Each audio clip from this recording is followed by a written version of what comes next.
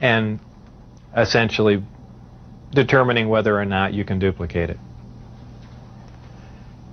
Now, scientists aside, what was your emotional response? What were you thinking were the implications to the world or man in general from these revelations? I really didn't think about implications of that sort. As far as emotionally, people have asserted that, boy, that must have been the most exciting time in your life, and that's not the way it was. When I first got to look inside the craft, all I can say, it's an ominous feeling. You walk in there and it feels as if you shouldn't be there. I know that sounds kind of corny, but it's a real ominous feeling. It's not an exciting feeling. It brings up a whole lot of questions in your mind. Well, where did this come from? And you know that they won't give you the answers to the whole story, but it's that's the only way I can describe it. How many craft are housed at S4, and are they in fact all dish-shaped? There are 9, and their shapes vary. I only got to do a close inspection on one of them. The others I just briefly saw, and they pretty much varied. I give everything nicknames there. The one I worked on was kind of sleek looking, and I gave it the name of the sport model. There was one that looked like a Jello mold. There was one that looked like a top hat. There was a disc that was turned up on its side, and it had a large projectile hole with the metal bent outwards on it.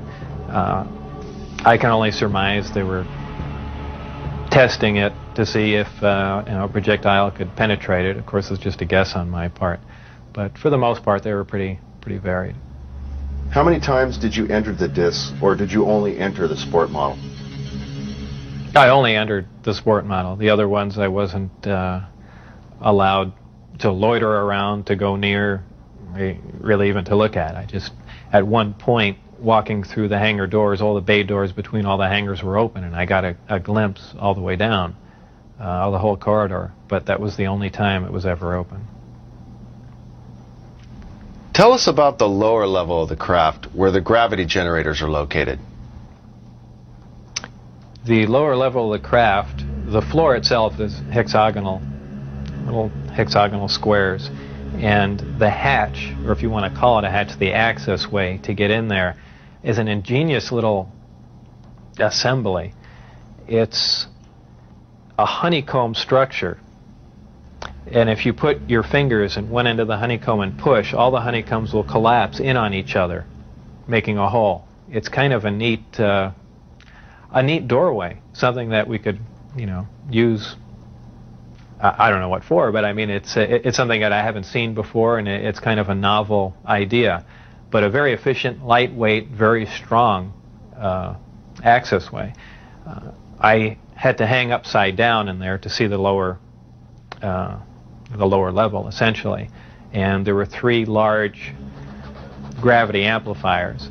These devices looked like about a 2-foot diameter, 4-foot long piece of pipe hanging by a smaller piece of pipe from the level above, and they can be independently positioned, and that's what emits the gravitational waves that propel the craft. The second level was the only other level that I was on. It was the main level that contained the reactor, where the seating was, the gravity amplifiers themselves, though we also called the devices that hung down on the lower level the gravity amplifiers, because they were really one and the same. They were probably the waveguides or horns, if you want to relate that to microwaves.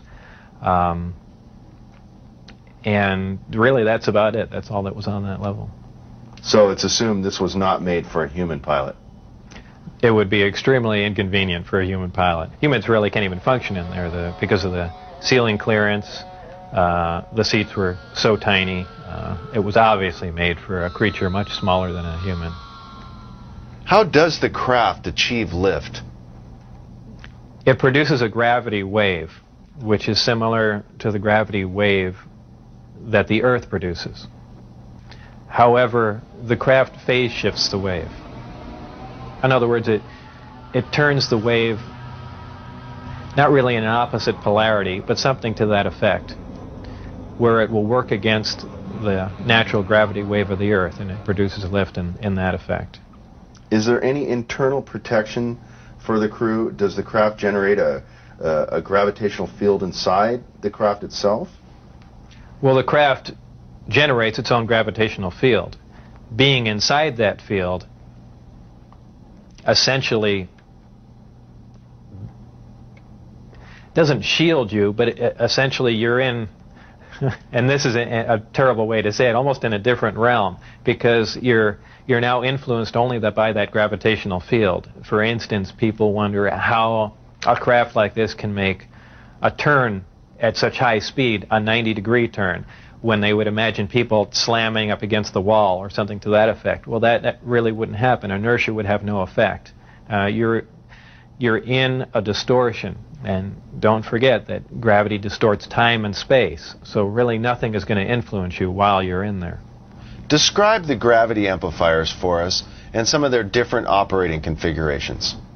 There are 3 amplifiers.